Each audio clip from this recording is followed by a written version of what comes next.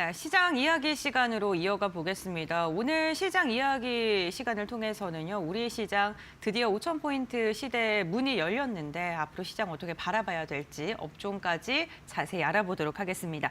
파이낸셜 리서치의 박철순 대표와 함께합니다. 안녕하세요. 네, 안녕하세요.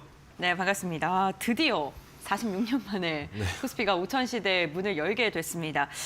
이제 목표치로 이야기가 계속 거론됐던 5,000포인트는 도달을 했는데 중요한 건 이제 앞으로 어떻게 갈까일 것 같거든요. 네. 지수의 향방을 어떻게 보실까요? 일단 뭐 지금 현재 상황에서는 뭐 5천을 넘어서 6천까지도 바라보이는 시대긴 하잖아요. 네. 물론 시간은 걸릴 수 있겠지만 일단 결론적으로 말씀드리면 뭐 6천도 그렇게 가능성이 없는 건 아니다. 충분히 지금보다는 더 상승률이 열려 있다라고 말씀드리고 싶은데 일단 우리나라 증시가 4천을 넘어서 지금 5천선까지 올라왔던 이유들을 보자면 일단 기본적으로 정치적인 리스크가 완화가 됐었던 부분들 그리고 코스피 5천을 만들기 위해서 정부에서 어떤 적극적인 어떤 행동들이 좀 나왔던 부분들도 있었죠. 거기에 이제 추가적으로 예상보다 너무나도 컸던 AI 관련된 모멘텀이 증시에 굉장한 힘을 좀 실어줬던 그런 상황이었다고 보시면 될 것 같습니다. 그로 인해서 많은 종목들이 급등을 했고 이게 이제 어떻게 보면 코스피 5천까지 만들었던 원동력이 될 수 있었다라고 보시면 될 것 같은데요.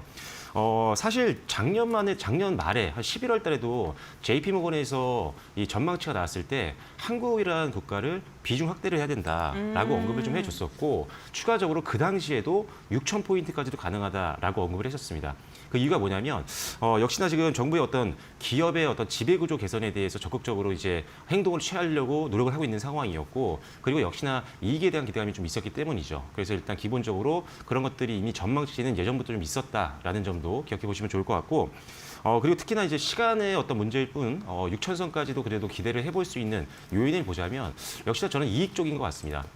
결국 증시를 이끌기 위해서는 증시가 더 높은 수준까지 올라가기 위해서는 기본적으로 상장 기업들의 어떤 이익 전망치가 계속적으로 좋은 긍정적인 전망치가 좀 나와줘야 되는데 일단 우리나라 같은 경우는 삼성전자와 SK 하이닉스가 워낙 이익이 급성장을 하고 있는 상황이고 그 아래에 있는 반도체 관련된 종목군들 같은 경우도 너무나도 많이 지금 상장에 포진이 되어 있는 상황이다 보니까 결과적으로 이제 소부장 기업들도 함께 올라가기 시작하면 역시나 증시에는 좀 더 힘이 될 수 있다라고 보고 있는 상황이고요. 특히나 지금 이 반도체라든지 AI 쪽으로 많이 지금 집중이 되어 있지만 사실 과거에 작년 같은 경우에 주도주 역할을 했었던 뭐 조선, 방산, 원전 그리고 추가적으로는 이제 전력 기기들 이런 것들까지도 사실 엄청난 수장고를 지금 가지고 있는 상황이고 상대적으로 글로벌 시장에서도 경쟁력을 갖추고 있는 산업들이기 때문에 올해도 실적 성장에 대한 기대감이 상당히 높습니다. 그래서 이제 반도체만이 아니라 이런 다른 주도주 섹터들에서도 이익이 좀 나올 수 있다는 점 그리고 최근에 또 2차 전지가 사실 우리나라에서 좀 차지하고 있는 비중이 좀 크잖아요. 네, 근데 그렇죠. 2차 전지가 사실 과거 고점 대비해서 너무나도 많이 할인이 되어 있었는데 이제 최근에 이제 로봇 관련된 테마까지 붙고 있습니다. 이제 예를 들어서 과거에는 이제 전기차 배터리 이쪽으로만 많이 집중이 되어 있었다면 이제는 뭐 휴머노이드 로봇이라든지 이쪽으로도 적용처를 확대할 수 있는 상황이 되기 때문에 이 로봇 산업에 대한 어떤 진출 가능성에 대한 이 가치가 다시 2차 전지에 붙으면서 오늘도 좋은 흐름들이 좀 이어지고 있다라고 보시면 될 것 같습니다. 그리고 일단은 지금 한국이 올해 같은 경우 글로벌 시장에서 어떻게 평가를 하고 있냐면 전 세계 주요 국가들 중에서 EPS 성장률이 가장 높을 거다라고 전망을 하고 있거든요. 그만큼 지금 한국에 있는 다양한 주요 섹터들이 이익 전망치가 굉장히 좋다는 겁니다. 그래서 매 분기마다 우리가 예상했던 실적들이 각 섹터별로 나온다라고 한다면 물론 올해 같은 경우도 뭐 6천도 그리 불가능한 영역은 아니다. 이렇게 생각을 하시면 될 것 같습니다. 네, 알겠습니다. 뭐 반도체 실적이 잘 나오게 되고 실적 전망치가 상향되면 우리 시장의 레벨업이 한 단계 더 가능할 것이다라는 이야기 좀 많이 나오고 있는 상황이고요. 그 2차 전지 이야기 좀 해주셨는데요. 네. 휴머노이드 로봇 때문에 오늘 강세 보이고 있잖아요. 근데 네. 사실 그 2차 전지가 로봇을 차지하는 배터리 네. 부분이 굉장히 작지 않습니까? 네, 맞아요. 네, 단순히 기대감 때문에 올랐다 이렇게 봐도 좋을까요? 네. 사실은 그 전체적인 어떤 배터리의 사용처에서 보면은 네. 말씀해 주신 것처럼 굉장히 포지션이 작은데 그래도 조금 2차 전지를 기다릴 수 있는 요인은 일단 휴머노이드 로봇이라는 게 지금 일단 상용화를 앞두고 있는 상황이잖아요. 네. 예를 들어 이제 우리나라 이제 현대차그룹이 지금 견인을 하고 있는데 네. 2028년도에 이제 메타플랜트 아메리카의 아틀라스를 이제 본격적으로 이제 사용이 될 거고 네. 이제 산업화가 눈앞에 있는 상황 속에서 배터리도 당연히 휴머노이드 로봇에 들어가는데 네. 여기서 하나 더 기대의 요소가 뭐냐면 일단 이 휴머노이드 로봇 보시면 아시지만 배터리를 배터리를 탑재할 수 있는 구간이 이 몸통 쪽밖에 없습니다. 네, 근데 그렇죠. 이 몸통 쪽에 배터리를 넣기 위해서는 뭐가 필요하냐면 이 배터리도 필요하지만 배터리가 더 가볍고 그리고 에너지 밀도가 높아야 돼요. 근데 지금 사실 우리나라 2차전지가 좀 아쉬웠던 게 뭐냐면 LFP 배터리에 밀렸기 때문이잖아요. 네, 그렇죠. 근데 중국의 이 LFP 배터리는 안정성은 갖고 있지만 부피가 굉장히 크고 에너지 밀도가 낮아서 휴머노이드 로봇에 적용하기는 사실상 좀 어렵습니다. 네. 그러다 보니까 그렇다면 이제 로봇 시장이 개화하게 된다고 하면 우리나라가 강점을 갖고 있었던 3원기 배터리가 사용처가 더 넓어질 수 있다라는, 그래서 지금 LFP에 밀려 있었던 우리나라의 이 3원기 배터리가 더욱더 부각이 될 수 있다는 점이 또 강점이 될 수 있다라는 관점입니다. 그래서 2차 전지를 억눌렀던 여러 가지 그중에 중국과의 어떤 경쟁 구도에서 조금 더 앞설 수 있는 시장이 열렸다라는 것 자체가 2차 전지의 어떤 성장 가능성을 더 높이는 부분이기 때문에 다시 한번 주가가 재평가받을 수 있다면 뭐 지금의 어떤 반등 추세가 당분간 좀 더 이어질 수 있는 가능성은 충분히 있다라고 보시면 좋을 것 같고요. 하나만 더 말씀드리면 지금 배터리가 들어가는 게 이제 캐즘 때문이었는데 맞아요. 이제 보조금도 다시 또 이제 지원을 하는 부분들이 좀 생기고 있는 것도 있고요. 그리고 여러 가지들이 좀 있기 때문에 그동안 있었던 악재는 어느 정도 주가에 너무나도 많이 반영이 되어 있다. 오히려 이제는 있었던 악재만 남아 있을 뿐이지 오히려 상승할 수 있을 만한 성장 모멘텀들이 더 새로운 것들이 많이 나오고 있기 때문에 2차 전지는 이제 작년보다 조금 더 우리가 비중을 좀 넓혀야 되는 그런 시점이다. 이렇게 보시면 좋을 것 같습니다. 네, 알겠습니다. 그 2차 전지가 자동차, 전기차에 사용됐다는 것과 로봇 사용의 퍼센티지를 비교하자면 2%밖에 되지 않는다라는 이야기가 지금 나오고 있기 때문에 그런 부분 좀 과대평가되는 게 아니냐라고 우려하시는 분들도 계실 것 같은데요. 어쨌든 중국과의 경쟁 부분에서 우위를 점칠 수 있다. 이 부분 좀 주목해 보시면 좋을 것 같습니다. 반도체 이야기로 넘어가 보겠습니다. 반도체 대장주 잘 가고 있고 소부장 같은 경우에는 다 잘 가는 건 아니에요. 네, 네. 좀 엇갈리고 있거든요. 왜 그런 걸까요? 근데 이게 지금 소부장 관련된 기업들이 결과적으로는 같이 올라갈 겁니다.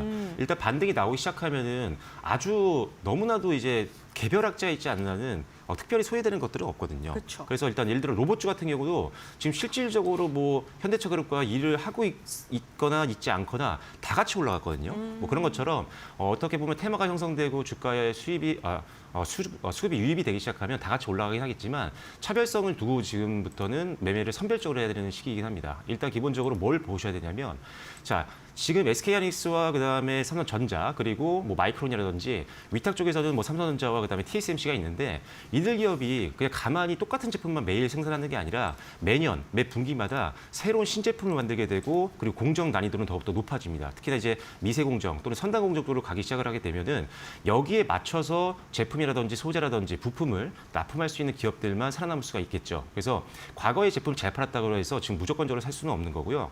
실질적으로 우리가 앞두고 있는 본격적인 생산을 앞두고 있는 HBM4라든지 아니면 뭐 TSMC를 예로 든다고 한다면 코어스 공정 같은 쪽 이제 패키징 쪽에서 이제 어떻게 보면은 가장 또 중요한 공정인데 여기에서 사용될 수 있을 만한 소재나 부품, 장비단을 제공할 수 있는 기업들만 살아남을 수 있다라고 보시면 될 것 같습니다.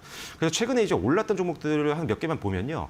TSE가 사실 어제 같은 경우도 상당히 많이 올랐었는데 오늘 같은 경우도 그래도 한 2% 가까이 오르면서 상승세가 유지가 되고 있습니다. 이 회사 같은 경우는 일단은 프로브 카드를 만들고 있는데 HBM4 쪽에 프로브 카드가 들어가게 될 거고요. D램에 들어가는 프로브 카드 같은 경우는 낸드보다 가격이 더 비쌉니다. 마진을 더 많이 남길 수 있기 때문에 수익이 더 늘어날 수 있다는 장점이 있는 거죠. 그래서 실질적으로 실적도 지금 올라가고 있는 것들이 최근까지도 확인이 되고 있기 때문에 좀 많이 오르는 편이다라고 보시면 될 것 같고 그리고 원익그룹 내에 있는 원익 IPS 같은 경우도 여러 번 언급을 드렸었는데 이 기업 같은 경우도 사실상 증착 장비 쪽에서 기대감을 갖고 있습니다. 왜 그러냐면은 삼성전자가 파운드리가 좀 아픈 손가락이었지만 작년에 이제 테슬라양 이제 위탁 생산을 맡기 시작하면서부터 본격적으로 테일러 쪽에 이제 공장을 가동을 할 텐데 여기에 납품을 할 수 있는 증착 장비 업체는 지금 현실적으로는 원익 IPS밖에 없는 걸로 알려져 있습니다. 그래서 현재 시점에서 구조적인 어떤 성장 수혜를 받을 수 있는 게 원익 IPS이기 때문에 주가가 그리 밀리지 않고 항상 안정적인 흐름들을 보이고 있다는 거죠. 그리고 하나만 더 말씀을 드리면 PSK홀딩스도 여러분들께 여러 번 언급을 드렸고 오늘까지도 계속 우상향 흐름들이 이어지고 있거든요. 그러니까 이 회사도 마찬가지입니다. HBM4라든지 아니면은 어떤 주요 선단 공정 쪽에 들어갈 수 있는 디스컴 장비와 리플로 장비를 이 회사가 국내에서 가장 시장 점유율이 높습니다. 그래서 지금 현재 올해 가장 본격적으로 성장을 앞두고 있는 선단 공정들 그리고 신제품 HBM4 모두 다 대응이 가능한 기업이기 때문에 이런 기업들은 시대에 뒤처지지 않고 지금 상황에서 더 오히려 포지션을 더 넓혀나갈 수 있는 시장 점유율을 넓혀나갈 수 있는 기업들이기 때문에 이렇게 구조적으로 성장할 수 있는 기업들 그리고 한 번 더 크로스 체크를 한다고 한다면 작년부터 시작해서 이미 HBM이 어느 정도 시장이 확대가 됐기 때문에 여기서 실적을 만들어내면서 분기 실적이 회복 또는 고성장을 하고 있는지를 한번 확인해 보시면 좋겠다라고 말씀드리도록 하겠습니다. 네, 알겠습니다. 반도체 소부장 관련 기업들 지금 엇갈리고 있더라도 언젠가는 다 같이 갈 것이다라고 이야기를 해주셨는데 그렇다면 반도체 기업들 가운데 우리가 좀 눈여겨볼 만한 지금 바라봐도 좋을 종목이 있다면 어떤 게 있을까요? 두 종목 정도를 말씀드리려고 하는데요. 하나는 네. 역시 좀 소리를 많이 들었습니다. HPSP인데 네. 고압수소 어닐링 장비를 만들고 있는 세계 시장 점유율 1위 기업이고요.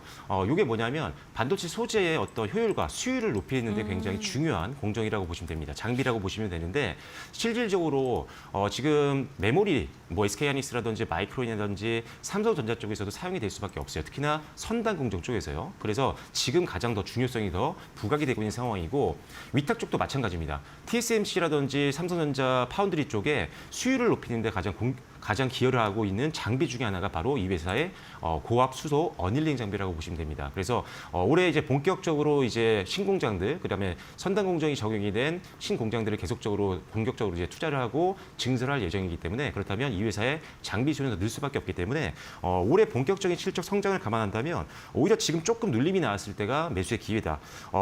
이번 달 초에 급등 나왔다가 조금 눌림이 나오고 있는 상황인데요. 이제 반등 나오기 시작하면 천천히 이제 담아가도 되는 시점이라고 보여지기 때문에 일단 HPSP 올해 한번 주요 종목을 한번 보시면 좋을 것 같고요. 하나 종목은요. 코미코입니다. 이 코미코는 이제 반도체 세정 그리고 코팅 쪽에서는 전 세계 글로벌 1위 기업이고 우리가 알고 있는 삼성전자, SK하이닉스, TSMC 이런 기업들을 모두 다 고객사로 가지고 있는데 이들 기업이 코미코를 사랑하는 이유 이제 계속적으로 협력을 할 수밖에 없는 이유는 공정을 하다 보면 장비들이 이제 소모를 할 수밖에 없잖아요. 근데 이 소모된 장비를 신규 장비로 교체하는 것보다 코팅이나 세정으로 수명을 늘리는 게 비용을 3분의 1 정도로 줄일 수가 있습니다. 그렇기 때문에 당연히 세정과 코팅 쪽을 사용할 수밖에 없는 그런 상황이다라고 보시면 될 것 같습니다. 그래서 역시나 TSMC라든지 삼성전자라든지 이런 기업들을 통해서 수주가 계속 늘어날 수밖에 없고 그리고 반도체가 올라갈 때 항상 뒤처진 적이 없었던 종목입니다. 시장 점유율 1위 기업이기 때문이죠. 그래서 일단 이 종목은 전고점이죠. 한 12만 원 정도 선까지는 충분히 룸이 좀 열려 있다고 보고 있기 때문에 한 12만 원 정도 선을 1차적인 목표가로 보고 대응하시면 좋겠다라고 말씀을 드리겠습니다. 네, 알겠습니다. HPSP랑 코미코 두 종목 말씀해 주셨습니다. HPSP는 반도체 이렇게 좋은데 2024년 고점이 6만 4천 원대에 가까웠거든요. 지금 3만 3천 원 부근에서 거래가 진행되고 있고요. 지금 이렇게 반도체 관련된 기업들 잘 가는데요. 우리 시장을 지탱하고 있는 축 중에 하나인 바이오 기업들의 움직임은 그다지 좋지 않습니다. 특히나 알테오젠이 어제 무려 22% 급락했거든요. 바이오 관련된 기업들은 어떻게 좀 전략을 잡아야 될까요?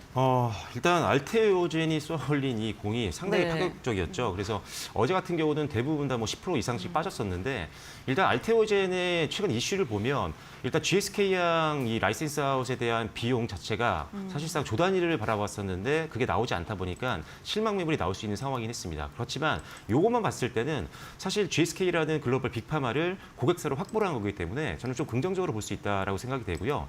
그리고 할로자임과 관련돼서 이제 특허 소송에 대한 리스크가 좀 있었는데 이게 나온 이후에 이제 라이센스 아웃이 진행이 됐다는 걸 봤을 때는 특허 관련된 소송은 크게 영향을 안 받고 있구나. 오히려 계속적으로 이제 라이센스 아웃을 하고 있구나라고 해서 일단 노이즈는 어느 정도 사라진 것 같습니다.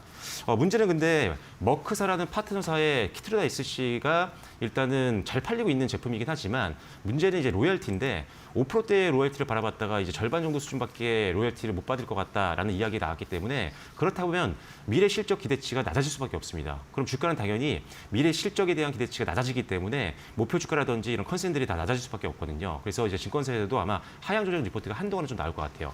다만 주가는 어느 정도 많이 반영을 받았고 지금 현재 단기적으로 접근은 좀 더 지수가 좀 완화되고 나서 매수를 고려해야 되겠지만 오늘 그래도 1%대에서 잘 방어를 좀 해주고 있는 상황이어서 어느 정도 악재는 반영이 되고 있는 상황이다. 그래서 일단 이 회사 같은 경우는 계속적으로 지금 라이센스 아웃을 하기 위해서 다양한 기업들과 지금 계속 미팅을 하고 있는 상황이기 때문에 조만간 다시 한번 기술 이전에 대한 어떤 추가적인 호재가 나온다고 한다면 그때부터도 본격적으로 원래 위치까지 좀 회복을 할 수 있지 않을까 싶습니다. 그래서 일단은 조금 시간을 걸릴 뿐 올라올 수 있다. 그리고 지금 이번 현재 시점에서도 뭐 플랫폼 기업들, 뭐 리가켄바이오라든지 ABL 바이오라든지 마찬가지 여러 가지 우리나라 대표 기업들 여전히 선도적인 지위를 글로벌 시장에서 갖고 있는 기업들이기 때문에 계속적으로 라이센스 아웃이 작년보다 많이 나올 것 같습니다. 그래서 일단은 지금 조정을 오히려 매수의 기회로 활용할 수 있는 부분들도 분명히 있으니까요. 너무 급하지만 않는다면 천천히 분할 매수를 준비를 해놓으시고 대표적인 빅테크, 바이오텍 기업들은 여러분들이 관심 종목에다 넣어놓으시고 계속 추이를 좀 지켜보시면 좋겠다라고 말씀드리겠습니다. 저 시장이 좋아서 전달해드릴 이야기가 너무 많은데 시간이 너무 한정적이에요. 제가 마지막 질문 간단하게 드릴 텐데 현대차가 로봇 랠리를 쏘아 올렸습니다. 로봇주들 그리고 현대차 앞으로 더 갈지도 궁금하고 그리고 로봇주 중에서 탑픽 뭐로 지금 생각하고 계신지 너무 궁금해요. 로봇주 사실 네. 오늘은 좀 급락이 나오고 있고 특히나 최근에 급등했던 종목들은 낙폭이 클 수밖에 없습니다. 왜냐하면 단기적으로 베팅했던 자금들은 빠르게 이제 수익을 확보를 해야 되기 때문에 급락이 나올 수 있는데 그 안에서 사실 최근에 상대적으로 오르지 못했던 종목 중에 로보티지가 있습니다. 일단은 LG가 2대 주주죠. 그리고 일단 기본적으로 지금 현대차 그룹과 어떤 거래를 하거나 거래를 앞두고 있는 기업들이 상대적으로 안정적으로 주가가 최근에 급등이 나왔었는데 이 회사 같은 경우는 작년에도 방금 말씀드렸던 보스턴 다이내믹스 쪽으로 이 액추에이터 관련된 부품을 납품했던 이력이 확인이 됐습니다. 그만큼 직접적인 연관성이 있고 실질적으로 또 휴머노이드 완성 로봇까지도 갖고 있는 회사다 보니까 이제 상용화를 하게 되면 다시 한번 재가치 평가를 받을 수 있는 회사. 그리고 이제 본격적으로 턴어라운드가 기대가 되고 있는 상황이기 때문에 흑자 전환까지 된다라고 한다면 지금 뭐 고점 정도는 충분히 뚫을 수 있을 것 같습니다. 그래서 일단은 한 23만 원 정도만 무너지지 않는다면 일단 홀딩하시면서 신규 매수도 고려해 보시면 좋을 것 같고요. 일단 목표가는 당연히 최고가 부분입니다. 한 일단 32만 원 정도 선 1차 목표가를 보시고 가치가 재반영되면 그 이상도 갈 수 있는 종목이니까요. 로보티지 한번 주목해 보시면 좋을 것 같습니다. 진짜 짧게 하나 물어볼게요. 네. 현대차 추가 상승 가능합니까? 현대 충분히 가능합니다. 이제 80만 원까지 바라볼 수 있는 이유는 네. 사실 이 전통적인 자동차 섹터의 가치보다 지금 휴머노이드 로봇, 그다음에 이런 AI를 활용한 자율주행 파운드리 쪽에 네. 대한 어떤 가치가 반영이 되기 때문에 그거를 감안한다라고 한다면 뭐 7, 80만 원 정도는 충분히 갈 수 있는 여력이 있는 기업이다라고 보시는 게 맞을 것 같습니다. 네, 알겠습니다. 오늘 박철순 대표와 함께 5,000배 시대를 도래한 우리 시장 어떠한 업종들을 봐야 되는지 종목들까지 가격 전략까지 좀 자세히 짚어주셨고요. 전략 세우시는 데 참고해 보시면 좋을 것 같습니다. 오늘 말씀 여기까지 듣겠습니다. 고맙습니다.